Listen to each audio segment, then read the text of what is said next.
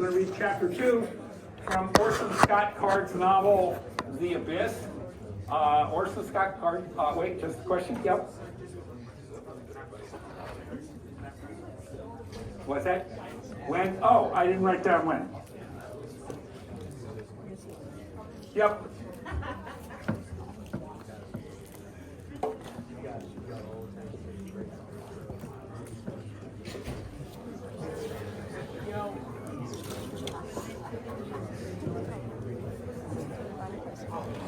You don't want to go Friday the 11th. Why? Because you need to be here. I obviously will not be. So I'm just going to erase this. Come here. Okay, so I'm going to read chapter 2 of The Abyss by Orson Scott Card. Some of you may know, somebody down here asked the question. Some of you may recognize the author. Orson Scott Card is the author of Ender's Game and all of the Ender's Universe things. This is completely unrelated to Ender's Game. In fact, it's an interesting question about how he came to write this novel. When they were making the movie, The Abyss, the movie came before the novel. The movie is directed and produced by James Cameron, who you may recognize as Titanic and Avatar.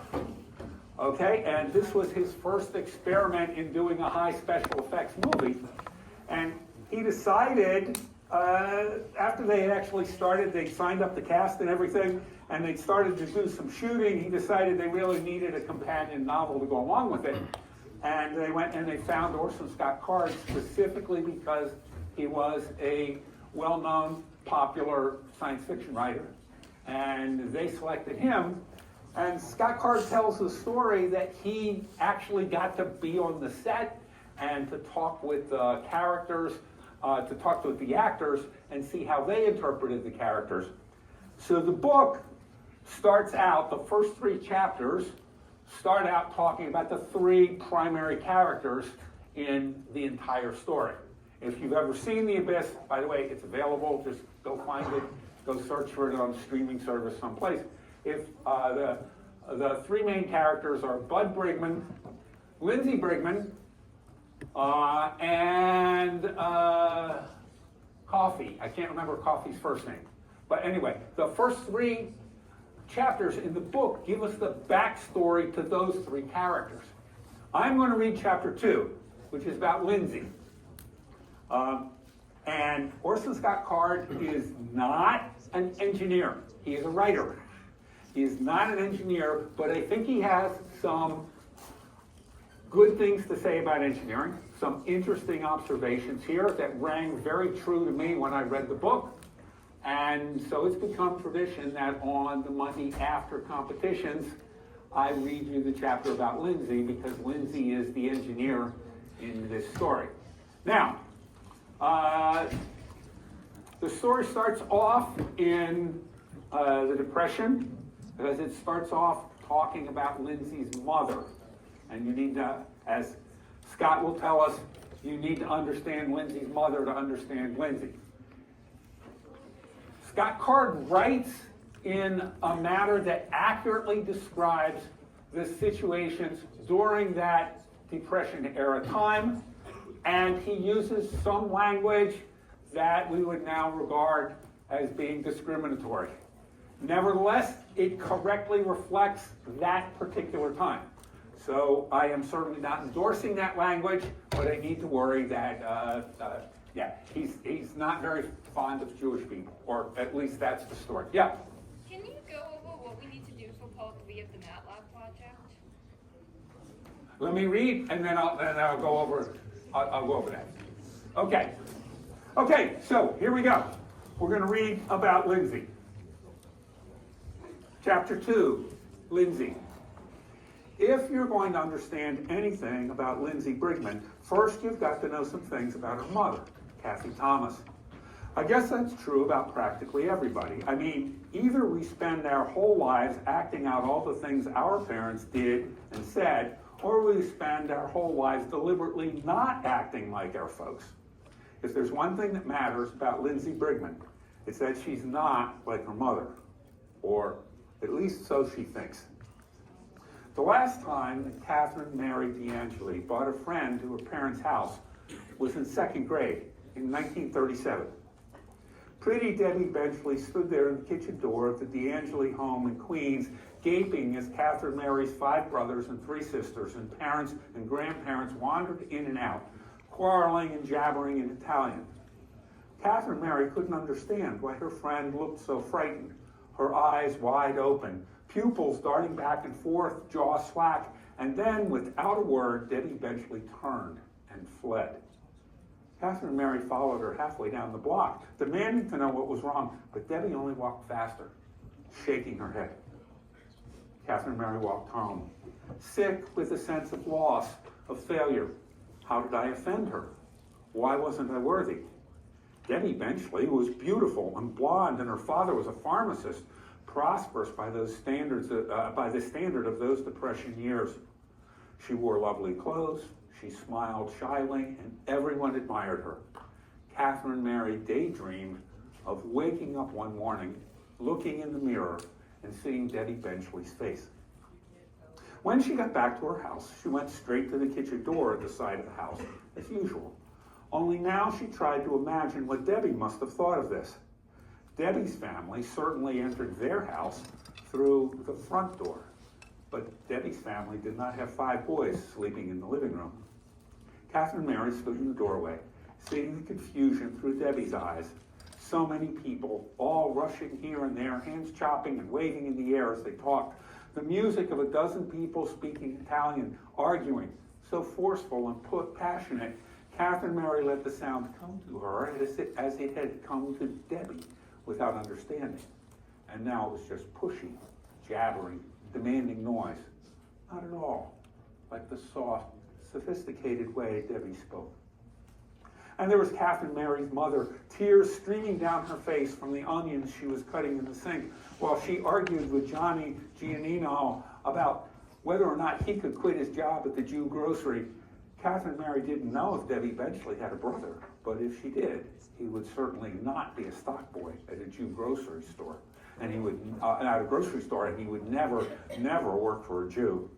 Nor would Debbie's mother make flamboyant gestures with a knife in her hand or roll her weeping eyes heavenward as she invoked the saints and crossed herself with an onion. Catherine Mary was ashamed. She had seen her family through horrified Protestant eyes, and because she identified so completely with Debbie Benchley, she could never again see them in any other way. From that day on, Catherine Mary never spoke Italian, never brought another friend home, never answered to any name but Kathy. As she grew older, she listened carefully to the radio and eliminated every trace of Italy and New York from her speech. She learned to walk with dignity. She moved her hands only rarely, and then in delicate, ladylike gestures. She studied the covers of fashion magazines, wore her hair as the prettiest models did. After high school, she attended Columbia, taking only her music and drama classes seriously, devoting the rest of her time to selecting just the right husband. In 1950, at the age of 18, she shocked her family by marrying a 25-year-old Protestant. To Kathy, he wasn't a Protestant. Frank Thomas was an American with a brand new engineering degree, a job offer from Kodak with a 5-figure salary, and a last name that didn't end with a vowel. He was also blonde and bright-faced, without the heavy, brooding eyebrows and dark-shadowed whiskers that Kathy's brothers and cousins had.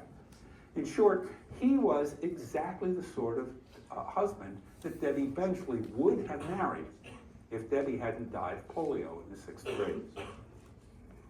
Kathy proceeded to create precisely the home she imagined Debbie would have chosen. The living room was only for company and always looked like a picture in a magazine. Frank came home from work every day to find the table prettily set for dinner, his wife with a pert hairdo and a smile for him, his daughters ready to greet him with a hug. Kathy was the perfect American wife. But Kathy was always pretending. She was an imposter. She had stolen Debbie Benchley's place. In her heart, she was still Catherine Mary, and in her worst dreams, she still spoke only Italian. She knew that none of her friends would like her if she knew who she really was. But it would be different for her 5 daughters.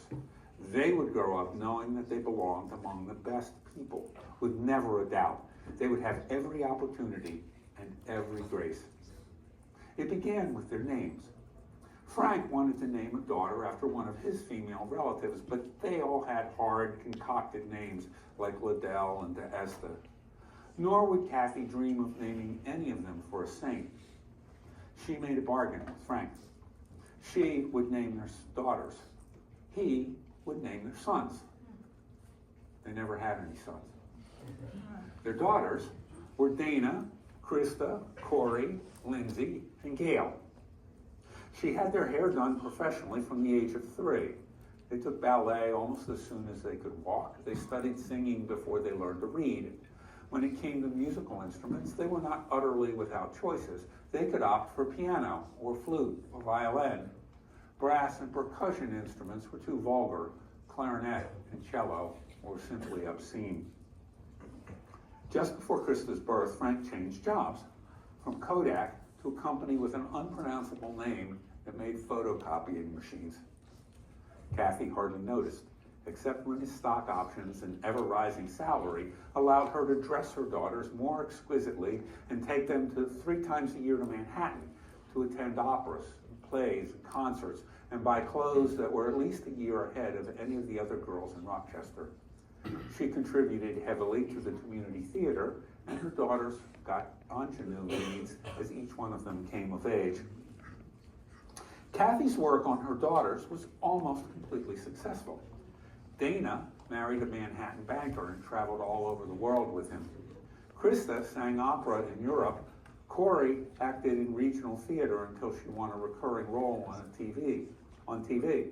In a situation comedy that ran for 6 years, each of Corey's 3 husbands was exactly the sort of man who was in vogue the year she married him. And little Gail wrote obscene feminist poetry under her own name, which won her a great deal of literary prestige. And a dozen historical romances under the name of Angèle de Brise, which earned her an astonishing amount of money. 4 daughters out of 5, living exactly the kind of life their mother dreamed of. Surely any other woman would have been satisfied, but Kathy could not forgive herself for having failed with Lindsay. Where did Lindsay go wrong? Kathy never knew, but Lindsay did. Her transformation happened coincidentally when Lindsay was in 2nd grade.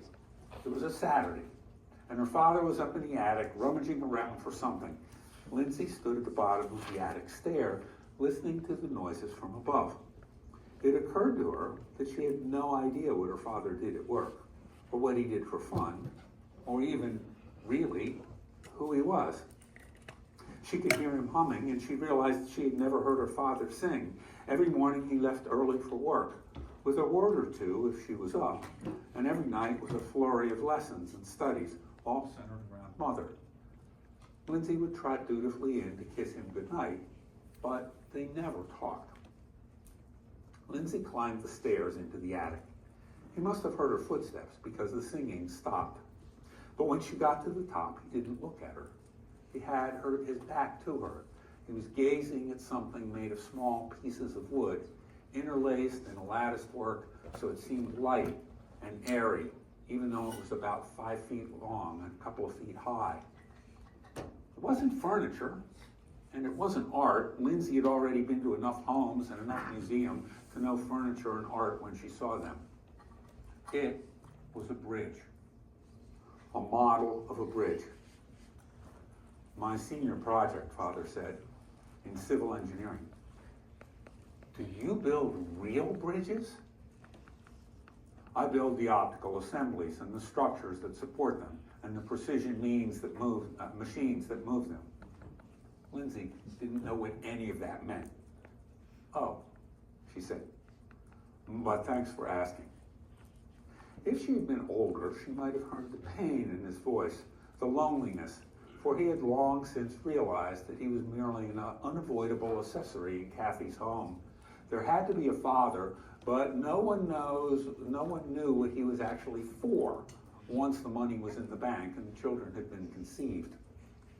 Lindsay could not know that her father was in the attic this particular day, brooding about his first infidelity the afternoon before. He could not know how emotionally raw he was from guilt, from anger, from relief, from fear it would happen again, from fear it would not. Lindsay was 7 years old, and she only saw what mattered to her. Despite the seeming frailty of the bridge, she understood intuitively that it was very strong. How does it work?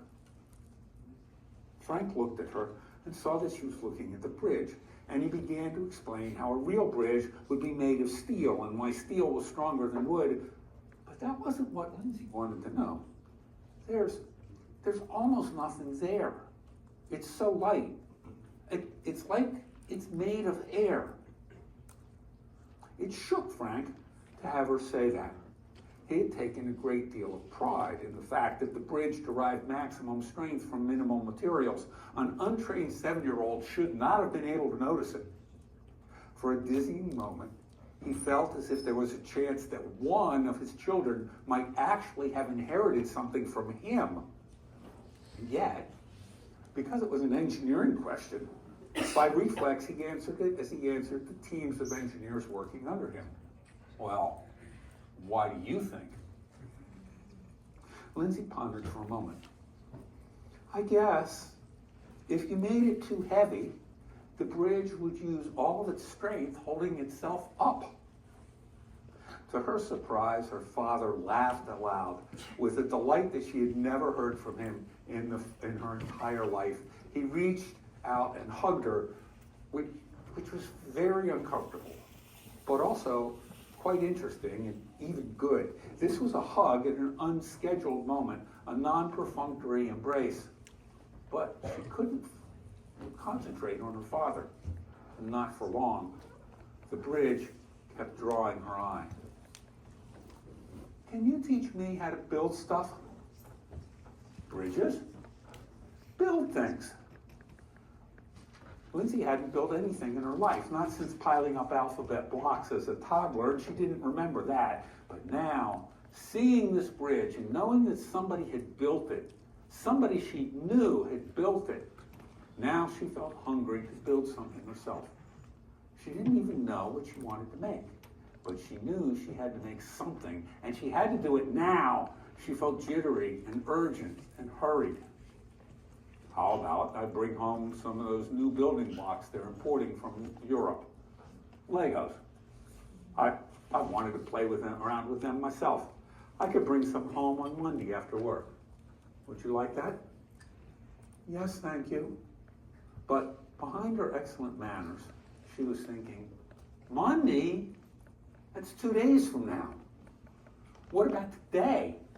I want to build something today. Frank studied her face.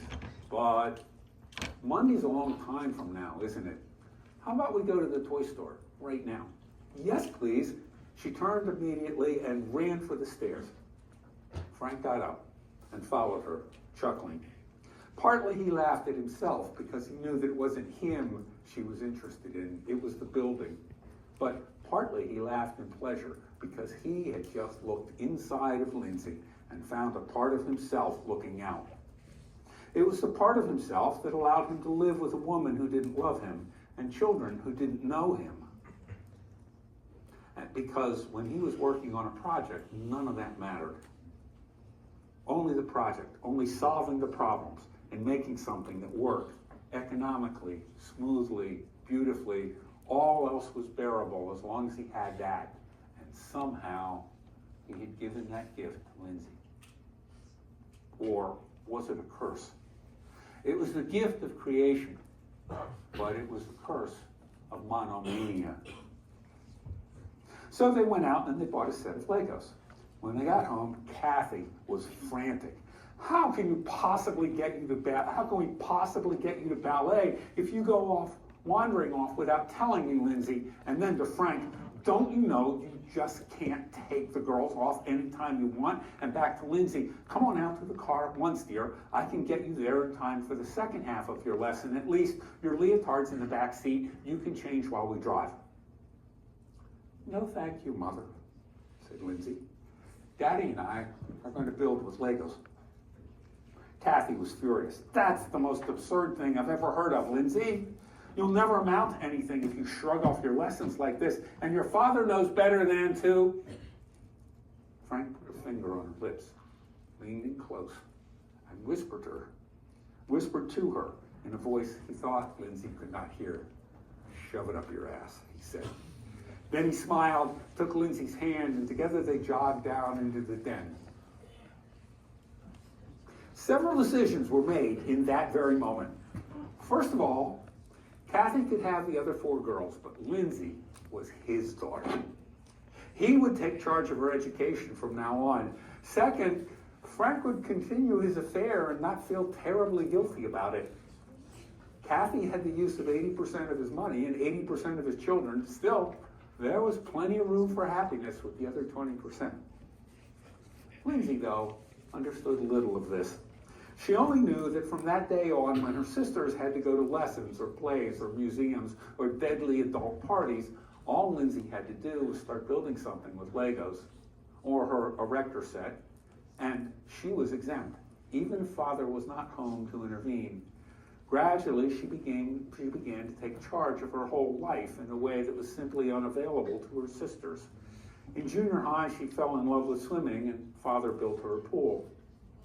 In high school, she was so far ahead of the curriculum that Father got permission for her to attend half days at University of Rochester, where she was taking upper division math and engineering courses before she graduated from high school.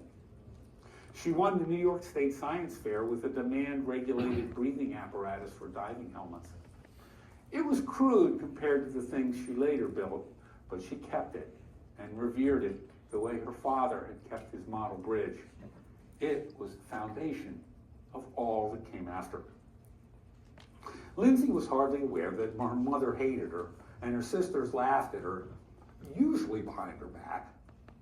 These people just weren't important to her, and with their music and plays and books and husbands and other irrelevancies, all that mattered was that she could build something that had never been built before. Anything that could help her do that was important to her, like her father, whom she adored. Anything that couldn't help her was irrelevant, and anything that got in the way was to be sidestepped or knocked down and crushed. Lindsay ended up designing structures to withstand the pressure of the deep sea, and she was the best at what she did. But like all engineers, she had come to believe that it wasn't worth designing something that would never be built. So she found a big money application for her deep sea designs, underwater oil drilling, and sure enough, she got the development money to start work on deep core. She also got something else. While she was working with the with the crew of a Gulf oil rig to learn the problems and the processes of ocean drilling, she worked closely with a man named Bud Brigman. She found that when he was with her, everything went smoothly, and everyone on her project got along together, and and got along with her too. This had never happened to Lindsay before. She had usually worked with sullen, difficult people who hated her. She had always assumed that this was a problem that every engineer had to deal with, but now she realized that Bud Brigman had a skill that she utterly lacked, the ability to handle people.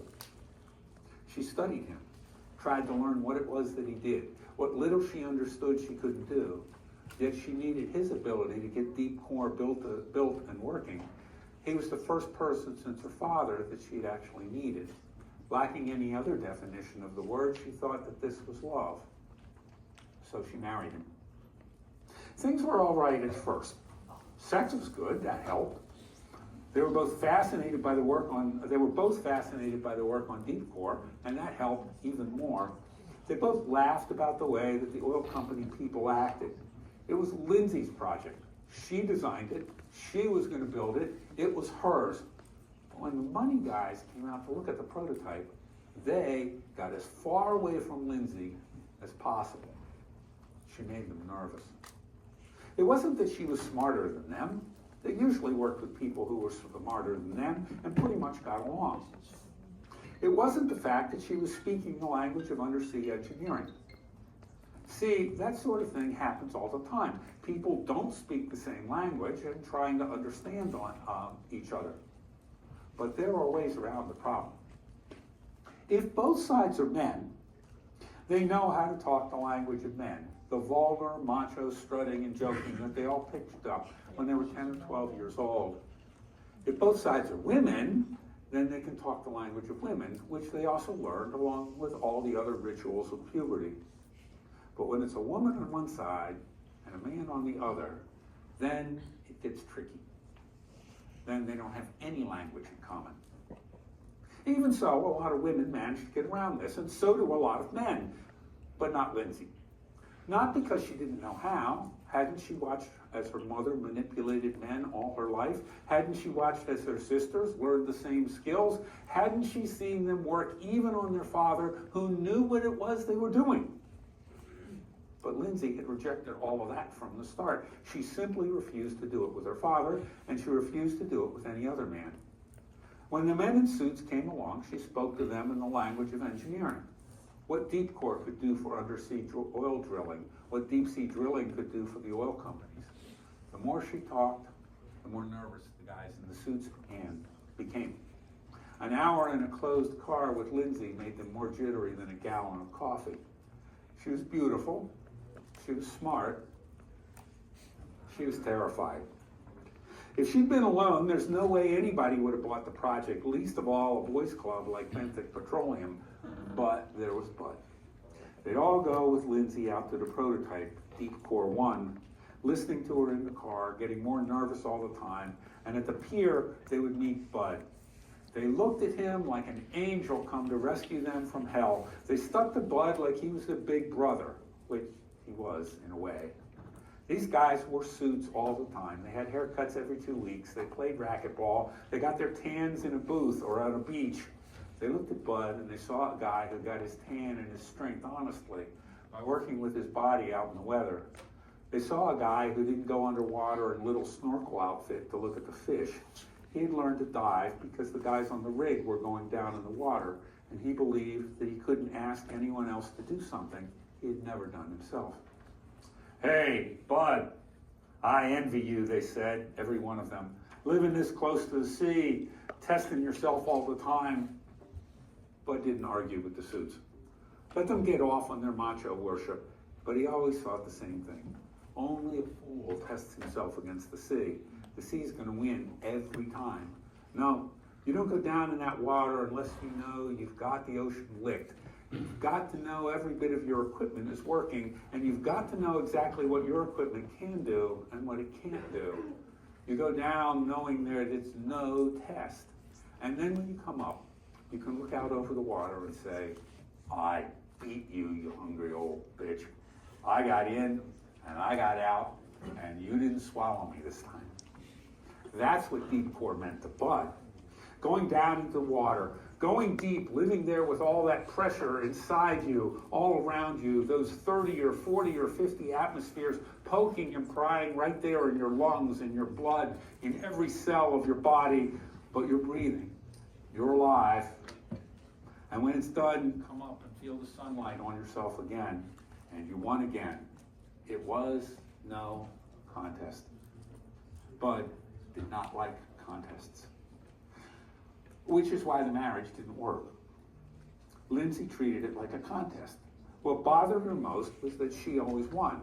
She'd come home raging about something that Benthic did, or coldly furious about somebody's incompetence on the project, and Bud would listen patiently, sympathetically, saying little. It didn't matter. Eventually, he'd say something wrong, or not say enough at the right moment, and then Lindsay would lash out at him, accuse him, attack him, say terrible things, and he'd answer angry and hurt, and there'd be a real fight. And then Bud would go silent. He'd leave the room, and when he came back, it was over. He wouldn't fight anymore. It drove Lindsay crazy, but she didn't know why. The worst thing was when he handled her. She'd seen him in action, watched him, first with the guys on the rig, then with the test crew on Deep Core 1, and then she saw how he noticed where tension and conflict were getting out of hand, how he would come in with the right word, separate two guys at the right time before they even realized they were starting to hate each other, how Bud always knew how to keep a group working in the right direction, and then when the two of them were fighting, she'd seen him try to keep their marriage working, using exactly the same techniques, giving in to her when he could, joking her out of bad tempers, being teasing or tender at just the right moments so that she'd laugh or love him for a moment until she caught herself. She hated it when he did that. It was just like her mother, manipulating people to get them to do whatever she wanted. She was not going to fall for it. Not the way her father did. What Lindsay could never see was the difference between her mom and Bud. Her mom always manipulated people to get her own way at their expense. But Bud handled people to help them get what they wanted. Kathy Thomas stole from people's souls, making them smaller and smaller the more she had to do with them. Bud helped people get along together, accomplish things together. The more he worked with them, the stronger, better, and more confident they got. It was the difference between a healer and a poisoner. But all Lindsay could see was the subtle way that they both administered the potions.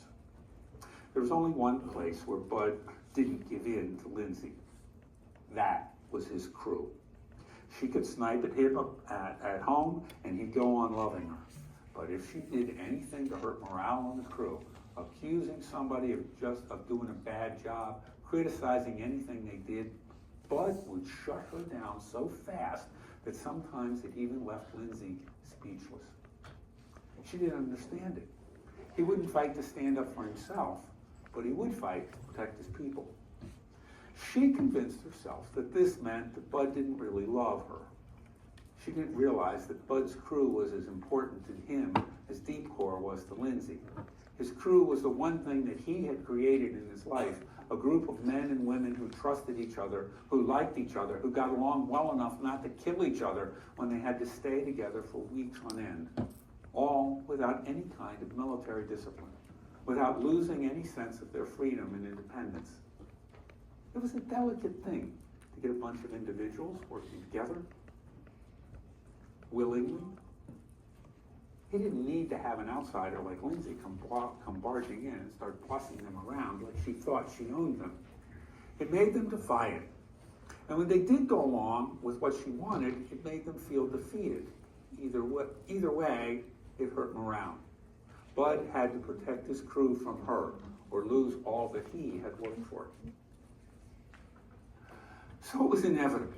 Since this was the one point where he would stand up to her instead of trying to handle her, she kept coming back to it again and again, criticizing his crew, blaming him in front of them for everything that went wrong. Even as she did it, Lindsay knew that it was wrong, knew that if she weakened Bud's crew, got them surly and rebellious, then they would get passed over for the first trial well. And that was the worst thing she could do to Bud. He would never forgive her then. Lindsay had married Bud because she needed him to make her project succeed, but now it wasn't working that way. The project had its funding. Now it was her turn to give Bud his chance. If being married to the project engineer would help his crew get assigned to the trial, well, she would have stayed married to him. He was sure of that. But it wouldn't help. It would only hurt. And so, for his own sake, she had to divorce him. She had to.